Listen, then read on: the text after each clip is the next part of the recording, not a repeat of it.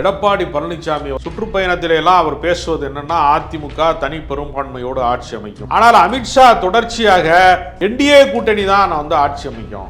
India முழுமைக்கும் ஆட்சி செய்யலாம், தமிழ்நாட்டில் நீ யாரு? ஒட்டுமொத்தமாக நாங்க தான் ஆட்சியாள போறோம்னு சொல்லக்கூடிய தில்லு இருக்குல்ல. அதே கூட்டத்தில் தமிழிசை சவுந்தரராஜன் இலை துளிர்த்தாலும் துளிர்க்காவிட்டாலும் எங்களுடைய ஆட்சி மலரும் அப்படின்னா என்ன அர்த்தம்? எஸ்பி வேலுமணி அவர்கள் வந்து அமித்ஷா அவர்களை சந்திச்சு 30 தொகுதிகளை கேட்டதாகவும் 20க்கும் மேற்பட்ட தொகுதிகள் வந்து பாஜக கொடுக்கறதாகவும். 30 தொகுதிக்கெல்லாம் அவர்கள் வந்து ஒருத்து கிடையாது. வெற்றி பெறுவதற்கான சாத்தியமான தொகுதிகள் என்று தமிழ்நாட்டிலே அவர்களுக்கு வந்து 2 மாவட்டங்களை கழித்து விட்டு அவர்களுக்கு பெரிய செல்வாக்கு கிடையாது. இப்படி தான் 36 தொகுதியில் ஜெயிச்சிருவார் அண்ணாமலை என்று நாடாளுமன்ற தேர்தலில் இவர்களே கருத்து கணிப்பெல்லாம் வெளியிட்டாங்க. ஆனால் நடந்தது என்ன? எவ்வளோ தொகுதிகள் வந்து எடப்பாடி அவர்கள் பாஜகவுக்கு வந்து விதிக்கப்படும்? கடந்த முறை வழங்கப்பட்ட தொகுதிகளிலிருந்து கொஞ்சம் கூடுதலாக தருவதற்கு வாய்ப்பு இருக்கிறது. பெரும்பகுதி கூட்டணி இருக்கானே தெரியலையே. நாடாளுமன்ற தேர்தலில் அவர்களுக்கு கை கொடுக்காத காரணம் மோடி வேண்டாம் என்றும் சொல்ல முடியல, ராகுல் காந்தி வேண்டும் என்றும் சொல்ல முடியல. தேர்தலுக்கு பின்பு முடிவு செய்வோம். இந்த முறை அப்படி கிடையாது. இந்த கூட்டணியை விட்டு எப்படி வெளியேறுவது என்பதற்கான திட்டமிடலை எடப்பாடி பழனிசாமி செய்து கொண்டிருக்கிறார். பாஜக அதிமுக கூட்டணி உடைவது. தமிழ் நேயர்களுக்கு வணக்கம். இன்று நம்மோடு இணைந்திருப்பவர் அரசியல் விமர்சகர் ராஜகம்பீரன் அவர்கள். வணக்கம் சார். வணக்கம். அமித்ஷா அவர்கள் தமிழ்நாட்டுக்கு வந்து புதுக்கோட்டையில் மேடையில் வந்து நிறைய விஷயங்கள் அவர் பேசியிருக்காரு. என்டிஏ கூட்டணி வந்து ஆட்சி அமையும், இது வந்து பல முறை வந்து அவர் தமிழ்நாட்டுக்கு வரும்போதும் இந்த விஷயங்கள் வந்து அவர் சொல்லியிருக்காரு. இந்த முறையும் இதே விஷயத்த அவர் வந்து முன் வச்சிருக்காரு. இதை நீங்கள் எப்படி சார் பார்க்குறீங்க? எடப்பாடி பழனிசாமி அவர்கள் தமிழ்நாடு முழுக்க சுற்றுப்பயணம் சென்று கொண்டிருக்கிறார். சுற்றுப்பயணத்திலெல்லாம் அவர் பேசுவது என்னென்னா, அதிமுக தனி பெரும்பான்மையோடு ஆட்சி அமைக்கும் என்று தான் பேசுகிறார். ஆனால் அமித்ஷா தொடர்ச்சியாக என்டிஏ கூட்டணி தான் வந்து ஆட்சி அமைக்கும் அப்படின்னு சொல்கிறார். இப்போ தமிழ்நாட்டு சூழலினுடைய ஒரு பொருத்தப்பாட்டுக்காக சொல்கிறேன். தமிழ்நாட்டினுடைய அரசியல் சூழலில் 4 எம்எல்ஏக்கள் தான் வந்து பாஜகவுக்கு இருக்காங்க. அதே 4 எம்எல்ஏக்கள் தான் விசிகால இருக்காங்க. விடுதலை சிறுத்தைகள் கட்சியினங்க 4 சட்டமன்ற உறுப்பினர் இருக்காங்க. திருமாவளவன் வந்து தமிழ்நாட்டிலே வரப்போகிற சட்டப்பேரவை தேர்தலிலே விடுதலை சிறுத்தைகள் தலைமையிலான ஒரு கூட்டணியில் தான் திமுக போட்டியிடுது, காங்கிரஸ் போட்டியிடுது அப்படின்னு அவர் பேசினா அது பொருத்தமுடையதாக இருக்குமா? திருமாவளவனுக்கு தனித்த ஆளுமை இருக்கிறது, ஆற்றல் இருக்கிறது, சிந்தனை இருக்கிறது. அவர் வந்து பேராற்றல் பெற்றவர். அவர் தமிழ்நாட்டுக்கு முதலமைச்சர் ஆவதற்கான தகுதி இருக்கிறது. அதை பற்றி நம்ம ஆளுமை குறித்து நான் குறைத்து மதிப்பிடல. அவர் அந்த கட்சியில் இருக்கிற 4 எம்எல்ஏ வச்சுக்கிட்டு நாங்கள் தான் கூட்டணிக்கு தலைமை அப்படின்னு அவர் பேசினா அது ஏற்புடையதாக இருக்குமா? அது ஏற்புடையதாக இருக்காது. அதே நிலைமை தான் உன் நிலைமை. நீ இந்தியா முழுமைக்கும் ஆட்சி செய்யலாம், தமிழ்நாட்டில் நீ யாரு? திமுகவின் தோள்களிலே ஏறி அதிமுகவின் தோள்களிலே ஏறி ஒரு சில முறை வெற்றி பெற்றவன், அதுவும் சட்டமன்ற உறுப்பினர். ஒட்டுமொத்தமாக நாங்கள் தான் ஆட்சியாள போகிறோம்னு சொல்லக்கூடிய தில்லு இருக்குல்ல. அதே கூட்டத்தில் தமிழிசை சவுந்தரராஜன் இலை துளிர்த்தாலும் துளிர்க்காவிட்டாலும் எங்களுடைய ஆட்சி மலரும் அப்படின்னு பேசுகிறாங்க. அப்படின்னா என்ன அர்த்தம்? அப்போ மிகப்பெரிய அளவில் வந்து இந்த கூட்டணி வெற்றி பெற்றால் நாங்கள் பாஜக தான் ஆட்சி அமைக்கும் அப்படின்னா என்ன அர்த்தம்? அதிமுக எம்எல்ஏக்களை நாங்கள் விலைக்கு வாங்கிடுவோம். பல மாநிலங்களில் நாங்கள் வந்து எம்எல்ஏக்களை விலைக்கு வாங்கி ஆட்சி அமைத்தவர்கள். 2 எம்எல்ஏ மட்டுமே இருக்கிற பாஜக இருக்கக்கூடிய இடங்களில் கூட நாங்கள் ஆட்சி அமைச்சிருக்கோம். அப்போ அதற்கு ஒத்துழைக்க மறுக்கிறவர்களை அமலாக்கத்துறை, சிபிஐ, வருமான வரித்துறை போன்ற விசாரணை அமைப்புகளின் மூலமாக நாங்கள் கைது நடவடிக்கைக்கு ஆளாக்குவோம், மிரட்டுவோம். பணிந்து போவதை தவிர இன்னொரு வாய்ப்பு இல்லை. அதனால் பாஜக ஆட்சியை வந்து தமிழ்நாட்டிலே அமைப்பதற்கு அதிமுக மேலே நான் குதிரை ஏறுவேன், உன்னால் என்ன செய்ய முடியும் என்று சவால் விடக்கூடிய போக்கு இருக்குது. ஆனால் நல்ல வேளையாக எடப்பாடி பழனிசாமி அமித்ஷாவினுடைய சந்திப்பை வந்து முதல் நாள் வந்து பொதுக்கூட்டத்தை வந்து நடத்த வேறு தேதி கொடுத்துட்டேன், நான் வர முடியாதுன்னு சொல்லி தவிர்த்துட்டார். 2வது நாளும் கூட அந்த சந்திப்பு நிகழ்வதற்கான சாத்தியம் இல்லாமல் தான் இந்த நம்ம பேசிக்கொண்டிருக்கிற இந்த நிமிடம் வரைக்கும் நீடிக்கிறது. திமுக ஆட்சியில் பெண்களுக்கு வந்து தமிழ்நாட்டில் பாதுகாப்பு இல்லை அப்படின்னு அமித்ஷா அவர்கள் வந்து சொல்லியிருக்காரு. இதை நீங்கள் எப்படி பார்க்குறீங்க? திமுகவை மணிப்பூர் போல் இல்லைங்கன்னு சொல்ல வர்றாரு.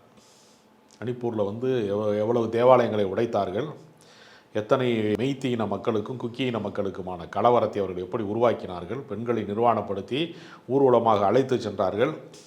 மிக கொடூரமான முறையிலே பெண்களை அதிகமான பாலியல் குற்றங்கள் செய்தவர்கள், பாலியல் வன்புணர்வு செய்தவர்கள், பெண்களை அவமானப்படுத்தியவர்கள், அந்த லிஸ்ட்டு நீங்கள் போட்டீங்கன்னா இந்தியா முழுக்க பாஜக காரர்கள் முதன்மையான இடத்துல இருக்காங்க. மணிப்பூர் மாநிலம் மட்டுமல்ல, குஜராத் கலவரத்திலே பில்கிஸ் பானு என்று சொல்லக்கூடிய ஒரு இஸ்லாமிய பெண்மணியை கூட்டு பாலியல் வன்புணர்வு செய்து கொடூரமான முறையிலே அவர் குழந்தையை சுவற்றிலே அடித்து கொலை செய்த கூட்டம் இது. அவர் செத்துட்டாருன்னு சொல்லி மயங்கி கிடக்கிற அவர் பிணமாகி விட்டார் என்று விட்டுட்டு போயிட்டாங்க. அதுக்கு உயிர் இருந்திருக்கு, அது மறுபடியும் பிழைத்து எழுந்து சில மனித உரிமை ஆர்வலர்களுடைய ஆதரவின் பெயரால் வழக்கு நடத்தி அவர்கள் அத்தனை பேரும் சிறைக்கு போனாங்க. சிறைக்கு போனவர்களே அந்த பாலியல் குற்றவாளிகளை சமீபத்தில் விடுதலை செய்தது பாஜகவுடைய அரசு. விடுதலை செய்தது செல்லாது என்று உச்சநீதிமன்றம் கண்டித்தது. அதே மாதிரி காஷ்மீரில் ஆசிபா என்கிற ஒரு சிறுமியை கோவிலுக்கு உள்ளேயே வைத்து வன்புணர்வு செய்து கொலை செய்த கூட்டம், இப்படிப்பட்ட கூட்டம் அந்த பாலியல் வன்புணர்வு செய்த அந்த குற்றவாளிகளுக்கு ஆதரவாக ஊர்வலம் போனவங்க பாஜக. அதனால தான் அது பாரதிய ஜனதா கட்சி கிடையாது, பாலியல் ஜல்சா கட்சி என்றெல்லாம் பல பேரால் விமர்சிக்கப்பட்ட கட்சி. அதனால் பெண்களின் பாதுகாப்பு குறித்து பேசுவதற்கான யோக்கியதை முதல்ல பாஜக கிடையாது. இதே அமித்ஷா மீதே அந்த குற்றச்சாட்டு உண்டு. இஸ்ரத் ஜஹான் என்று சொல்லக்கூடிய ஒரு கல்லூரி மாணவி, குஜராத்தை சேர்ந்த பெண்ணை, அவள் பாகிஸ்தானுடைய தீவிரவாதி, அவள் மனித வெடி குண்டாக மாறி கொலை செய்வதற்கு முயற்சி செய்தால் என்கிற பொய்யான குற்றச்சாட்டிலே போலி என்கவுண்டரில் கொலை செய்யப்பட்ட வழக்கு இருக்கிறது. இஸ்ரத் ஜஹான் வழக்கு, போலி என்கவுண்டர் வழக்கு. அதற்கு அன்றைக்கு போலீஸ் மந்திரியே யாரு அந்த மாநிலத்தில், குஜராத் மாநிலத்தில் இவர் தான் போலீஸ் மந்திரியே. அதனால் பெண்கள் பாதுகாப்பு குறித்தெல்லாம் நீங்கள் பேசவே கூடாது. தமிழ்நாட்டிலே 42% பெண்கள் வேலைக்கு போகக்கூடிய மாநிலமாக இது இருக்கிறது.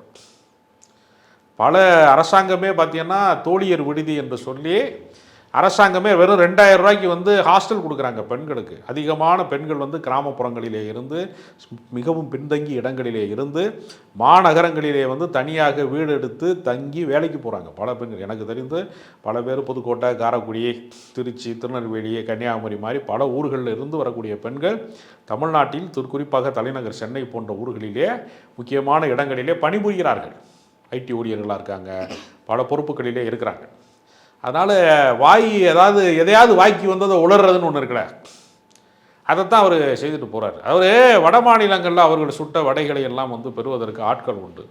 இங்கே வடையை ரிட்டன் கொடுத்துருவாங்க. நியாயமாக என்ன செய்திருக்கணும் நீங்கள்? இப்போ ஆளுகிற அரசாக, மாநில அரசாக திமுக இருக்கிறது அப்படின்னா, திமுக என்ன செய்கிறது?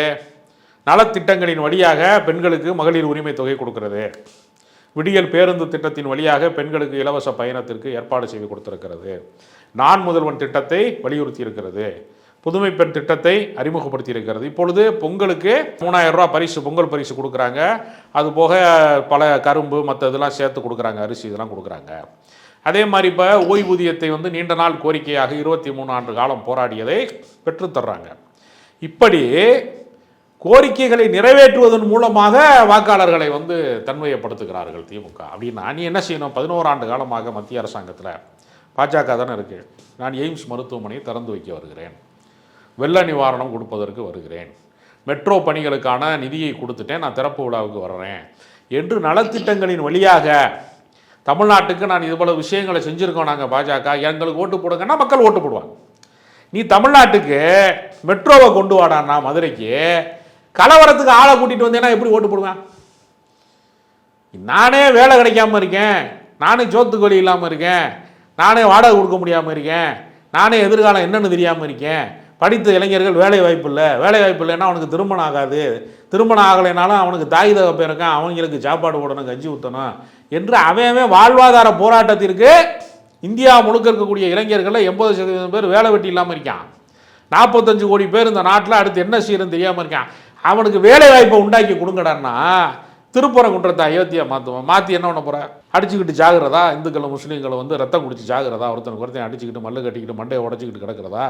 நீ வம்பை இழுத்து விட்டு போயிடுவேன். பாஜக தலைவர்கள் வீட்டு பிள்ளைகள் பூராமே அமெரிக்காவில் இருக்கான், கனடாவில் இருக்கான், உயர் ரக கல்வி படிக்கிறான். இவங்க பூரா இவங்க பாணியில் சொல்கிறேன், இவங்க எல்லாத்தையும் மதமாக பார்க்குறவங்கன்னு சொன்னதுனால சொல்கிறேன். இவன் கிறிஸ்தவ நாட்டில் போய் இவன் செட்டில் பண்ணுவானா? எல்லாத்தையும் அக்ரஹாரத்தையே கொண்டு போய் அப்படியே செட்டில் பண்ணிடுவாங்களாம் அமெரிக்காவில். நம்ம சாதாரணமாக பிற்படுத்தப்பட்டவனாக இருக்கிறவன் ஒடுக்கப்பட்டவனா இருக்கிறவன், பட்டியல் இனத்தில் இருக்கிறவன், ஒருத்தர் முட்டிக்கிட்டு சாங்கடான்னு சொல்லி இந்த 23ஆம் புலிகேசியில் சாதி சண்டையை போடுவதற்கு ஒரு மைதானத்தை ரெடி பண்ணி விட்டேன் 23ஆம் புலிகேசி சொல்லுவாப்பில்ல, அந்த 23ஆம் புலிகேசி தான் அமித்ஷா. அதனால் இங்கே தமிழ்நாட்டுக்கு நீங்கள் நலத்திட்டங்களின் வழியாக நன்மை செய்வதன் வழியாக நீங்கள் ஒரு ஆட்சி அதிகாரத்தை நான் நிறுவ போகிறேன்னு சொன்னால் அவங்கள ஏற்றுக்குருவேன். நீ ஒன்றுமே செய்யாமல் மோடி ரொம்ப திருக்குறள்லாம் படிப்பார், நாங்கள் டிரான்ஸ்லேஷன் அதெல்லாம் நாங்கள் வெள்ளைக்காரன் காலத்திலே முடிஞ்சு வச்சு அந்த விஷயம்லாம். அதனால் பல வெள்ளைக்கார பாதிரியார்களே திருக்குறளை உலகம் முழுக்க கொண்டு போய் சேர்த்துட்டாங்க. ஜியு போப் என்பவர் என் கல்லறையிலே நான் ஒரு தமிழ் மாணவன் என்று எழுதப்பட வேண்டும் அப்படின்னு ஜியு போப் சொல்லியிருக்காரு. அப்போ மிகப்பெரிய ஆட்கள் எல்லாம் என்ன பண்ணிட்டான், கிறிஸ்தவ சமயத்தை பரப்புவதற்காக வந்த பாதிரியார்களாம் அதை விட்டு தமிழை பரப்புவதற்காக தமிழை உலக அளவில் கொண்டு போய் சேர்ப்பதற்கான வேலையை செஞ்சு முடிச்சிட்டாங்க. இப்போ இந்த பம்மாத்து நாடகத்தையெல்லாம் நீ நடத்தி ஓட்டு கேட்பதெல்லாம் தமிழர்கள் அவ்வளவு அரசியல் அறிவற்றவர்கள் கிடையாது, முட்டாள்கள் கிடையாது. அவர்களுக்கு தெரியும் நீ வாட்டுக்கு இராணுவ மைதானத்தில் கூட்டு போய் நூற்றுக்கணக்கான பெண்களை கூட்டு போய் பொங்கல் வைக்கிறாங்கிற. தமிழர் திருநாளை எப்படி கொண்டாட வேண்டும், அது எப்படி கொண்டாடப்பட்டிருக்கிறது என்கிற வரலாற்றை அமித்ஷா தெரிந்து கொள்ள வேண்டும். நீங்கள் வர்ற அன்னைக்கு பொங்கல் வந்துடுமா? பொங்கல் விழாவில் கூட பொங்கல் மோடி பொங்கல் அப்படின்னு மோடிக்கு எதிராக ஏற்கனவே தமிழ்நாடு பொங்கி கொண்டு தான் இருக்கிறது. அதனால் மோடி பொங்கல் என்றால் மோடிக்கு எதிராகத்தான் நாங்கள் பொங்குவோம் என்று தமிழர்கள் கொக்கரித்து கொண்டிருக்கிறார்கள். அதனால் தமிழ்நாட்டிலே இரட்டை இன்ஜின் சர்க்கார் என்பதற்கு வாய்ப்பே இல்லை. எடப்பாடி பழனிசாமியை பயன்படுத்தி கொண்டு பாஜக அரசாங்கத்தை இங்கே நிறுவ வேண்டும் என்று நினைத்தால் அதிமுக தொண்டன் கூட இரட்டைலைக்கு ஓட்டு போட மாட்டாங்க. அப்படி ஒரு அரசாங்கம் எங்களுக்கு தேவையில்லை என்று அதிமுக காரனை நிராகரிச்சிருவான். ஏனென்றால் இது மிக நீண்ட நெடுங்காலமாக திராவிட இயக்கத்தின் மண்ணாக இது அறியப்பட்டிருக்கிறது. இதை மாற்றுவது, மதமாக மாற்றுவது, சாதியாக மாற்றுவது, வன்முறையாக மாற்றுவது, கலவர பூமியாக மாற்றுவது என்பது கற்பனைக்கும் எட்டாத விஷயம். அமித்ஷா அவர்கள் இவ்வளோ உறுதியாக இந்த விஷயத்தை பேசுகிறப்போ எடப்பாடி அவர்கள் இதை பார்த்துட்டு தான் இருப்பாரா, இல்லை அவர் என்ன முடிவு அவர் எடுப்பார் இதுக்கு அடுத்து? எடப்பாடி எப்பவுமே என்ன செய்வார்னா, சென்ற முறை கூட நாடாளுமன்ற தேர்தலிலே முதன்மையான என்டிஏ கூட்டணியினுடைய முதன்மையான கூட்டாளியாக ஏடிஎம்கே தான் இருக்குது அப்படின்னு நம்ப வைத்து விட்டு டபக்குன்னு உருவிட்டு வடியாட்டார். எடப்பாடிக்கிட்ட ஒரு வழக்கம் இருக்கிறது, யாரிடத்திலே அவர் அரசியல் கணக்கை தொடங்குகிறாரோ அவர்கள் அரசியல் வாழ்க்கையை அவர் முடிச்சு வச்சுருவார். அப்படி தான் சசிகலாவின் அரசியல் வாழ்க்கையை முடிச்சு வச்சுட்டார், ஓபிஎஸ் வாழ்க்கையை முடிச்சு விட்டார், டிடிவி தினகரனை முடிச்சு விட்டார், செங்கோட்டையனை விரட்டியே விட்டார் அவர் குங்கமண்டலத்தில், எல்லாத்தையும் முடிச்சிட்டார். அமித்ஷாட்ட தான் இப்போ அடுத்து என்ன செய்ய போகிறாருன்னு ரொம்ப ஆவலாக காத்திருக்கேன். ஈரத்துணியை போட்டு கழுத்து இருக்கிறதுமாங்கல்ல, அது மாதிரி மௌனமான முறையில் இந்த கூட்டணியை விட்டு எப்படி வெளியேறுவது என்பதற்கான திட்டமிடலை எடப்பாடி பழனிசாமி செய்து கொண்டிருக்கிறார். பாஜக அதிமுக கூட்டணி உடைவது உறுதியாகிவிட்டது. புதுக்கோட்டையிலே நடைபெற்ற இந்த கூட்டம் என்பது, இந்த நடைபயணத்தின் இறுதி நாள் என்பது அரசியல் கூட்டணிக்கு வேட்டு வைத்திருக்கிறது என்று தான் நான் பார்க்கிறேன். சரி, அமித்ஷா அவர்கள் பேசின ஒரு விஷயம் என்ன அப்படின்னு பார்த்தீங்கன்னா, உதயநிதி அவர்களை முதலமைச்சர் ஆக்குறதா எம்கே ஸ்டாலின் முக ஸ்டாலின் அவர்களுடைய எண்ணம். அது ஒருபோதும் நடக்காது, கண்டிப்பாக திமுகவை அடியோடு அடிச்சிடுவோம் அப்படின்னு ஒரு விஷயம் சொல்லியிருக்காரு. திமுகவை ஆட்சி அதிகாரத்தில் வைத்திருப்பதா, அதிகாரத்தை விட்டு கீழே இருக்குவதா என்பது மக்கள் தான் முடிவு செய்ய முடியும். அமித்ஷா முடிவு செய்ய முடியாது, பாஜக முடிவு செய்ய முடியாது. உதயநிதி ஸ்டாலின் தலைவராக வர வேண்டுமா வேண்டாமா என்பதை திமுக காரன் தான் முடிவு செய்யணும். ஓட்டு போட்டு தானே தேர்ந்தெடுக்க முடியும். இப்போ வாரிசு அரசியல்னு கூக்குரல் போடுறாங்க. இப்போ உதயநிதி சட்டமன்றத்துக்கு தேர்தலில் போட்டிடுறாரு, மக்கள் அவரை வேணான்னு நினச்சா அவர் எம்எல்ஏ ஆக முடியாதுல்ல. நீ எம்எல்ஏ ஆகலைன்னா அவர் மந்திரி ஆக முடியாதுல்ல, மந்திரி ஆகலைன்னா அவர் துணை முதலமைச்சர் ஆகிருக்க மாட்டார்ல. அப்போ மக்கள் விரும்பி தானே நடக்குது எல்லாம். இப்போ ஆர்என் ரவின்னு ஒரு ஆளுநரை தமிழ்நாட்டுக்கு நியமிக்கிறாங்கல்ல, நம்மளையெல்லாம் கேட்டு ஓட்டு போட்டால் நியமித்தாங்க. நம்மகிட்ட கேட்டாங்களா அவரை நியமிக்கலாமா வேணாமா, ஒரு வாக்காளர்கள் நீங்களாம் ஓட்டு போடுங்க கேட்டாங்களா? நீங்களாக தனிப்பட்ட முறையில் ஒருவரை ஆளுநராக நீங்கள் நியமிக்கலாம். அது மாதிரி ஒருத்தர் மாநில முதலமைச்சராக நியமிக்க முடியுமா? நியமிக்க முடியாது. அதனால் உதயநிதி வேண்டுமா வேண்டாமா என்பதை தமிழ்நாட்டு மக்கள் தான் முடிவு செய்வார்களே தவிர அதை பாஜக முடிவு செய்ய முடியாது, அதிமுக முடிவு செய்ய முடியாது, அமித்ஷா முடிவு செய்யவே முடியாது.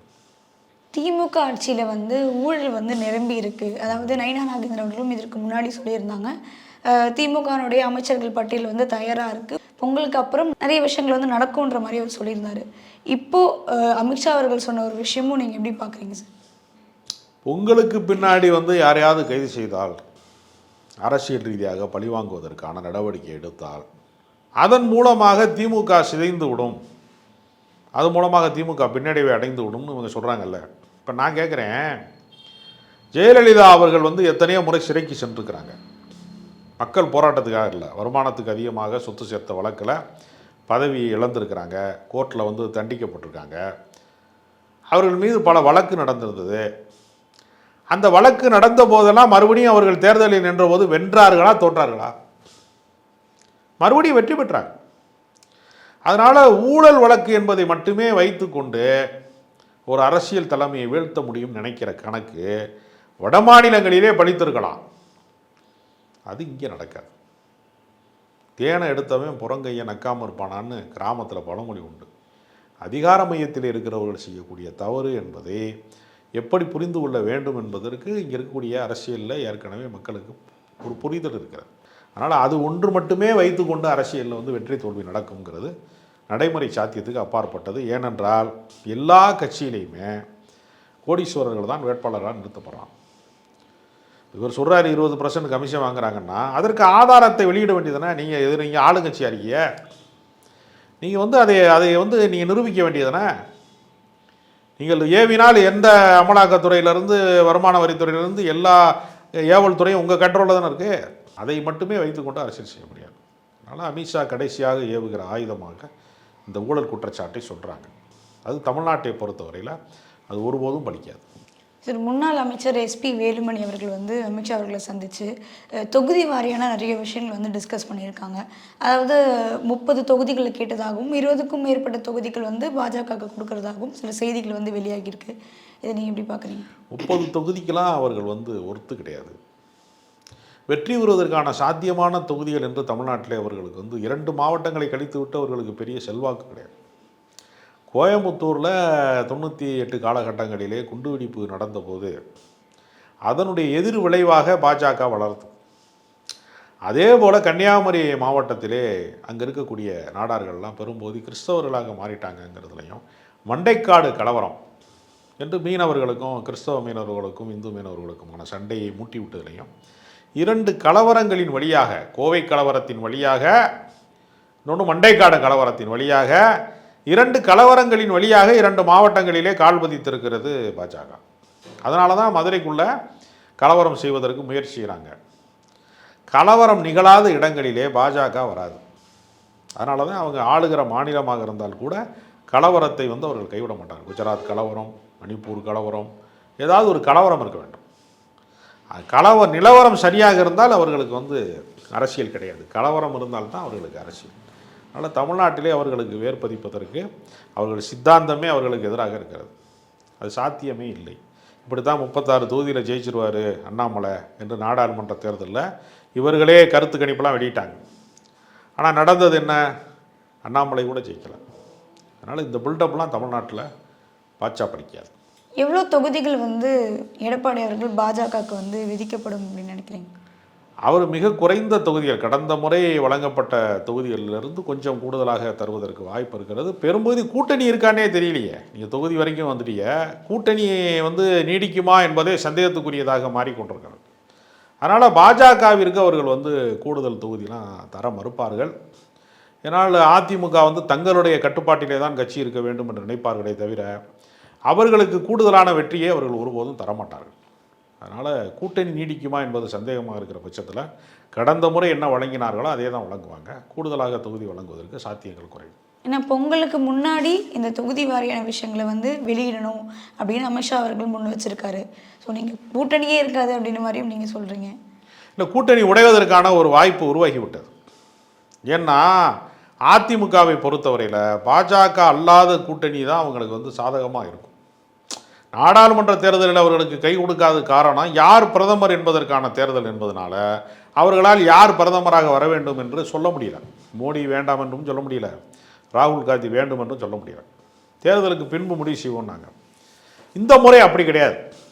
எடப்பாடியை முதலமைச்சராகுவோம், அவ்வளோதான். அந்த கருத்தை ஏற்றுக்கொள்ளுகிறவர் என் பின்னாடி வா அப்படின்னு அவர் சொல்வதற்கு வாய்ப்பு இருக்குது. என்ன இன்னும் புதுசாக கட்சி ஆரம்பித்த விஜயின் தலைமையை ஏற்றுக்கொள்வர்களோடு தான் கூட்டணிங்கிறாரு. விஜயை விடவா வந்து தாழ்ந்து ஒரு இடத்துல பின்னோக்கிய இடத்துக்கு வந்து எடப்பாடி போயிட்டாரு. இன்றைக்கும் எடப்பாடி வந்து சட்டமன்ற உறுப்பினர்களோடு இருக்கிறாரு, எதிர்க்கட்சி தலைவராக இருக்கிறாரு. அவருக்கு பின்னால் 63 2 பேர் ராஜினாமா பண்ணிட்டாங்க. செங்கோட்டையனும் மனோஜ் பாண்டியனும் வந்து ராஜினாமா பண்ணிட்டாங்க. மற்றவர்களெல்லாம் 63 எம்எல்ஏக்கள் அவர் கூட தான் இருக்காங்க. ஆனால் எதிர்க்கட்சி தலைவர் என்கிற அந்தஸ்திலே இன்றைக்கும் எடப்பாடி தான் இருக்கிறார். அதனால் எடப்பாடி பழனிசாமி இந்த கூட்டணியை உடைப்பதற்கான வாய்ப்பு வருகிற போது நிச்சயமாக உடைப்பார். இவ்வளோ நேரம் வந்து நிறைய விஷயங்களை பகிர்ந்து நன்றி சார்.